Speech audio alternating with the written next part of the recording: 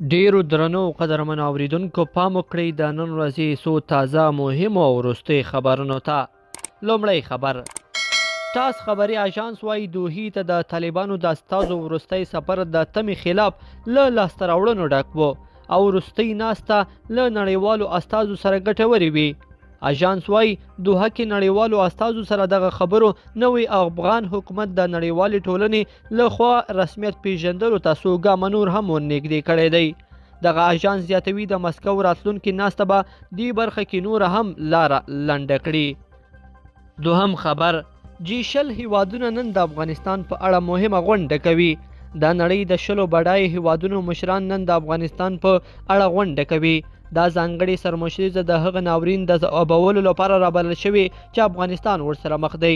د ایټالیا صدراعظم ماریو دراګي چې هیواد یې سږ کال د G20 هیوادونو د غونډې سرمشري کوي ویلي چې ټول غړي هیوادونه باید په افغانستان کې د ناورین مخنیوي لپاره خپلې ګډې موخې وړاندې کړي.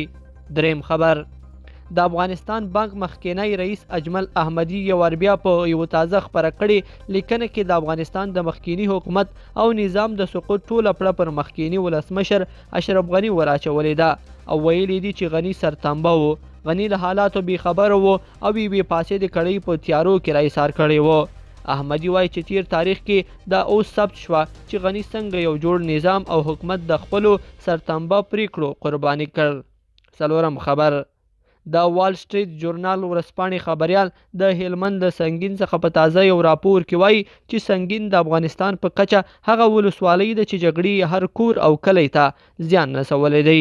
دغه ورځپاڼه وایي دلته هر کس او سیمه د سختې جګړې او قربانۍ کیسې لري او باید د دغه ولسوالۍ د خلکو ژوند او هوساینې لپاره حکومت او نړیواله ټولنه جدي همکاري وکړي. پنځم خبر: هند وایي له خپلو ځینو بندرونو د پاکستان، ایران او افغانستان توکو ته د تیریدو اجازه نه ورکوي. ځینې بهرنۍ رسنۍ وایي چې په دې وروستیو کې هندي پولیسو په خپلو بندرونو کې په هغو توکو کې لسګونه کیلوګرامه نشه یي توکي نیولي چې د یادو هیوادونو ترمنځ تبادله کېدل. د هندي چارواکو په وینا اداني بندر کې په وروستیو کې ګڼ نشه یي توکي چې تر ډیره تریاک دي نیول شوي دي. هندي چارواکي وایي چې دوی زرګونو ټنه سوداګریز توکي نشي څارلی او نه هم پلټلی شي. نو له همدې امله ښه لاره دا ده چې په ځینو برخو کې د پاکستان، ایران او افغانستان پر سوداګریزو توکو بندیزونه او محدودیتونه وضع کړي.